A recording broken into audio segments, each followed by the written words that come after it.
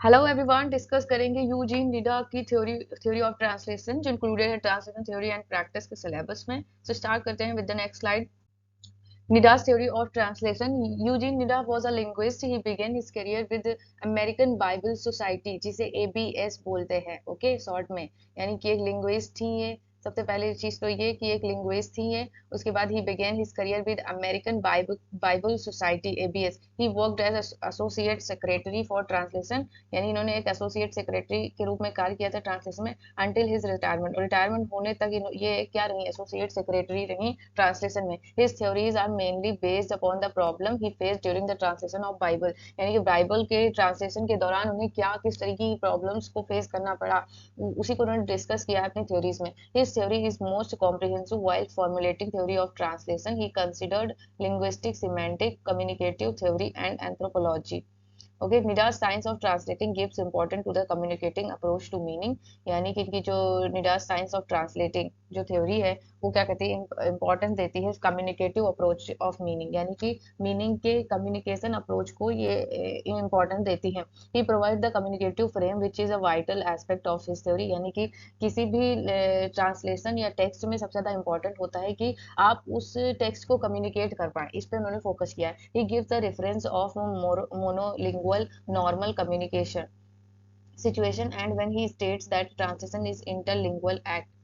Okay, he considered translation as a complex communicative process comprising two alternative processes of encoding and decoding. यानी इन्होंने to processes को discuss किया है कि जो कम्युनिकेटिव प्रोसेस होता है वो ट्रांसलेशन एज अ कॉम्प्लेक्स यानी जटिल कम्युनिकेटिव प्रोसेस है जिसमें टू अल्टरनेट प्रोसेस होते हैं इनकोडिंग एंड डिकोडिंग को तो डिस्कस करेंगे क्या है। तो ये जो पहले इन्होंने एक मॉडल दिया है, ये एस मतलब सोर्स हो गया और एम मतलब हो गया मैसेज, यानी क्या सोर्स है, उसके बाद उसका मैसेज क्या है, देन उसके बाद आर जो है ना हमारा रिसीवर ऑफ मैसेज है, यानी कि कौन रिसीव कर रहा है। उसके बाद इन्होंने सबसे ज्यादा इंपॉर्टेंस दी है कल्चर। कल्चर को एक बिग एस्पेक्ट बताया है, यानी सबसे पहले होगा हमारा सोर्स, उसके बाद सोर्स, इसके बाद हम उसको इनकोड करेंगे, इनकोड जाके वो हमारा मैसेज में चेंज होगा, मैसेज जब हमारा डिकोड होगा तो वो रिसीवर ऑफ मैसेज कहा जाएगा। In this process communication culture plays important role. देखिए यहाँ पे कम्युनिकेशन कल्चर जो है बहुत इंपॉर्टेंट रोल प्ले करता है। देखिए सबसे बिग एरिया क्या है, कल्चर का है। The sender and receiver of message share the same culture, यानी कि जो सेंडर होता है और रिसीवर होता है तो वो क्या बोलते हैं, वो सेम कल्चर को रिप्रेजेंट करते हैं और शेयर करते हैं। बिकॉज क्या है ना कि जो टारगेट लैंग्वेज को वही ट्रांसलेट कर सकता है जो उस कल्चर से बिलोंग करता है, ठीक है। According to him, translation is not a process of matching surface forms by rules of correspondence, but rather a more complex procedure involving analysis, transfer and restructuring. यानी कि इनका कहना है कि ट्रांसलेशन सिर्फ ऐसा प्रोसेस नहीं है कि आप सरफेस फॉर्म्स और रूल्स को ही मतलब मैच कर दे। ये एक कॉम्प्लेक्स प्रोसेस है जिसमें क्या होता है, जिसमें इन्वॉल्व होते हैं कई स्टेप्स, जैसे कि पहले आप एनालिसिस करेंगे, फिर आप ट्रांसफर करेंगे, फिर ट्रांसफर किए हुए टेक्स्ट को आप रीस्ट्रक्चर करेंगे। तो ये सब एक प्रोसेस होता है, ये केवल सरफेस एरिया पे ही आप ट्रांसलेट नहीं कर सकते। With his translation theories with his translation theories, Eugene Nida left a powerful impression on linguistics, especially his idea of dynamic and formal equivalence. इनका जो थ्योरी था ट्रांसलेशन का वो बहुत इंप्रेशन दिया लिंग्विस्टिक्स को, जिन जो मतलब भाषा पे रिसर्च करते थे उन पे बहुत ज़्यादा इफेक्ट मतलब इंप्रेशन पड़ा इनका। और इनकी जो उन्होंने कॉन्सेप्ट दिया था, आइडिया था दिया था, dynamic and formal equivalence is remarkable. वो मतलब इतना रिमार्केबल है, ये क्या है इसको भी हम डिस्कस करेंगे। He also develop a new technique to see equivalence. This technique is called componential analysis. It suggests split words into component to help the determine equivalence in translation. Okay यानी कि इन्होंने एक आइडिया दिया था ये componential analysis का। Example इसका है बैचलर। बैचलर को उन्होंने इक्वल करके बना दिया मेल प्लस अनमैरिड, ये इसका एग्जांपल है किसका, कंपोनेंशियल एनालिसिस का। तो हम डिस्कस करेंगे कि डायनामिक एंड फॉर्मल इक्विवेलेंस क्या होता है। तो डायनामिक इक्विवेलेंस वो होता है जिसमें आप फ्री होते हैं, आप वर्ड टू वर्ड या स्ट्रक्चर पर फोकस करे बगैर आप जो सेंटेंस या टेक्स्ट के हैं मीनिंग पर फोकस करें। लेकिन जो फॉर्मल इक्विवेलेंस होता है तो उसमें आप word to word, structure to structure, grammar to grammar और राइटर ने कैसे लिटरेचर यूज किया है, उसकी क्या स्टाइल है, उसको सेम एज इट इज वैसा ही रिप्लेसमेंट किया जाता है ट्रांसलेशन। समझ में आया। Nira has considered three basic factors while putting forth the difference in translation. ठीक है। इन्होंने ट्रांसलेशन के जो मतलब डिफरेंस करने के लिए इन्होंने 3 बेसिक फैक्टर्स को एनालिसिस किया है, द नेचर ऑफ मैसेज और द पर्पस ऑफ ऑथर यानी और ट्रांसलेटर जो भी है, द टाइप ऑफ ऑडियंस, यानी कि इन्होंने कहा 3 फैक्टर्स होते हैं ट्रांसलेशन के। कौन से? पहला तो हमारा कि हम मेरा नेचर ऑफ मैसेज यानी कि हमारा किस तरीके का जो टेक्स्ट है उसका क्या मैसेज का नेचर है उस पे। और दूसरा ये कि मतलब उस टेक्स्ट को ट्रांसलेट करने या लिखने से पहले ऑथर का जो पर्पस है वो भी डिस्कस किया है इन्होंने। द टाइप ऑफ ऑडियंस यानी कि किसके लिए ये टेक्स्ट लिखा जाता है, किस तरीके की ऑडियंस है उसको भी ध्यान में रखा है। ओके, तो मूव ऑन करते हैं नेक्स्ट स्लाइड पे। He said that there is nothing which may be called identical or equivalent. So he suggested another term, closed natural equivalence. यानी कि इन्होंने कहा कि यहाँ पे ऐसा कुछ भी नहीं है जिसे आप कह दें कि वो इक्विवेलेंट है या उसकी पहचान हो सके कि वो इक्विवेलेंट है। तो उन्होंने एक अनदर टर्म को सजेस्ट किया। क्या है वो? तो वो है हमारा ये क्लोजेड नेचुरल इक्विवेलेंस, यानी कि ऐसा इक्विवेलेंस हो जो नेचुरल दिखाई पड़े, यानी कि आप ऐसी तरीके से एक दूसरे में समानता हो जब आप ट्रांसलेट करें कि वो नेचुरल हो। मतलब भले ही आप अपनी टर्म्स को यूज कर रहे हैं लेकिन वो देखने में नेचुरल लगे, या पढ़ने वाला जो कोई है उसको वो नेचुरल लगे कि हाँ वो वैसा ही है जैसा हमारा सोर्स टेक्स्ट था।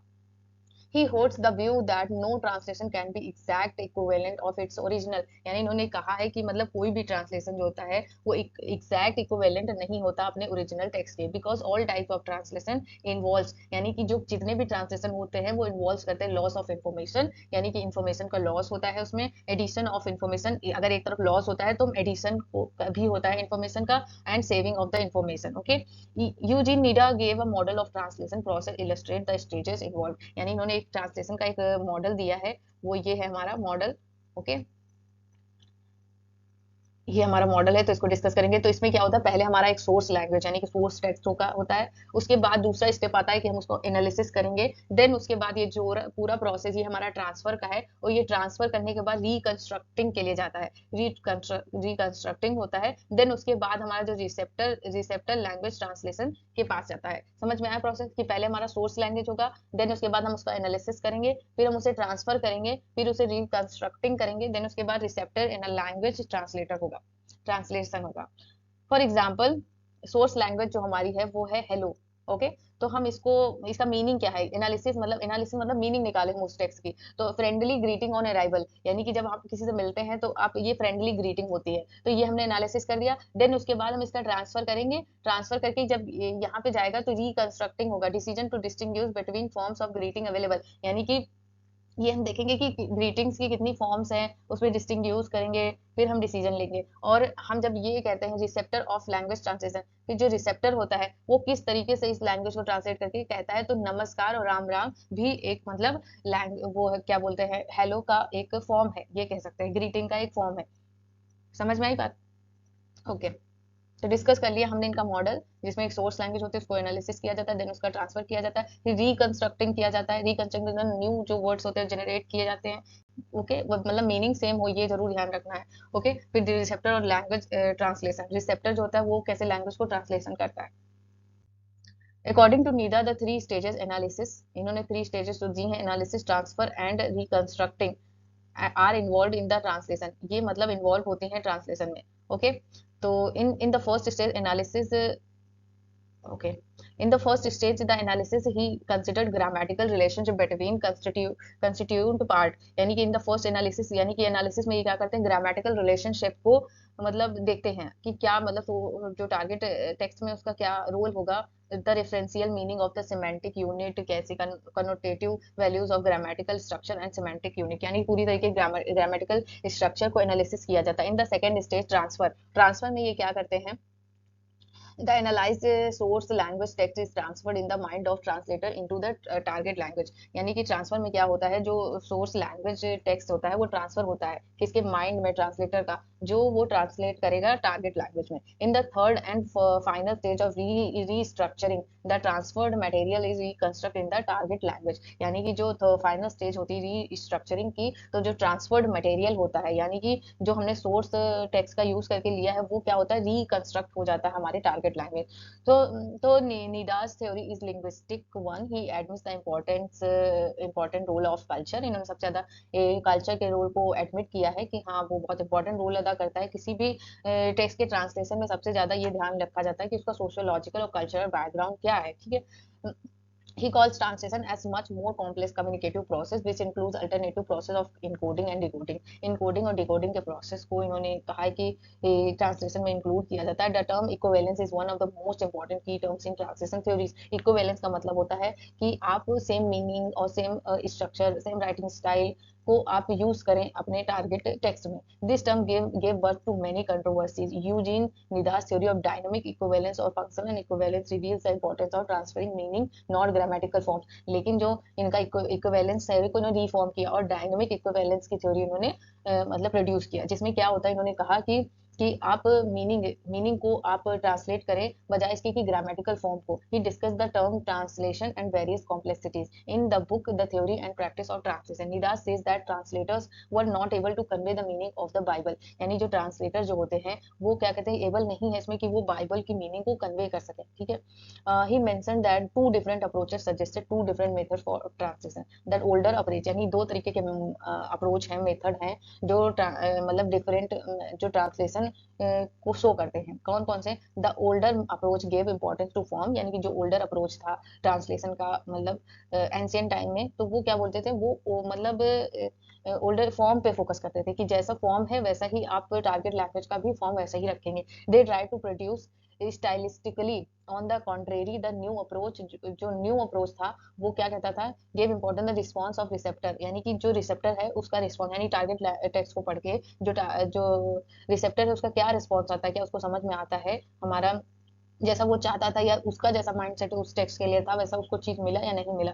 तो यही चीज है हमारा जो न्यू अप्रोच है, इस चीज को कहता है कि आप मतलब वर्ड टू वर्ड या फॉर्म के बजाय आप मीनिंग पे फोकस करें ट्रांसलेशन के time. The idea of formal equivalence in terms of the form and content of the message.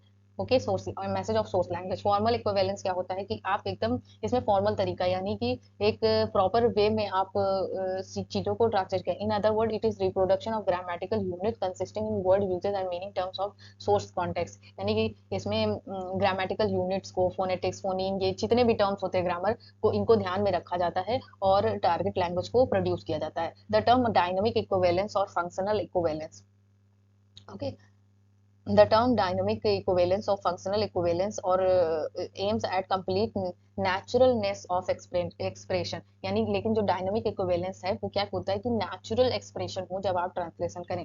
Eugene Nida's theory is basically related to items form and effect. यानी कि इन्होंने form and effect पर इनकी theory पूरी based है. ही फिर the impossibility of achieving a translation that includes what, यानी कि विदाउट इन दोनों के आप मतलब ये इम्पॉसिबल है तो ट्रांसलेशन के आप एम्स को अचीव कर सके, या ट्रांसलेटर का जो एम है टारगेट लैंग्वेज को टेक्स्ट करने को, वो बिना फॉर्म और बिना इफेक्ट के आप अचीव नहीं कर सकते. यही चीज थी. ओके, तो समझ में आ गया होगा कि ये जो निदास की थ्योरी थी, यूजीन निदा की, तो ये क्या कहना चाहते थे बेसिकली. ओके, तो इस तरीके से हमारा ये सेशन एंड होता है. Thanks for watching. अगर आपको ये वीडियो पसंद आया हो, आपके लिए हेल्पफुल हो, तो आप हमारे चैनल को सब्सक्राइब करिए, लाइक करिए और शेयर करिए ज़्यादा से ज़्यादा. और अपनी जो भी क्वेरीज हैं वो आप कमेंट बॉक्स में करिए. और आपको मतलब अपने मास्टर्स या बैचलर्स में कौन सा ऐसा लेक्चर है जो चाहिए, तो आप मुझे कमेंट बॉक्स में बताइए, मैं उस पर वीडियो जरूर बनाऊंगी. और thanks for watching. Keep supporting me. Thank you. Bye bye. Okay.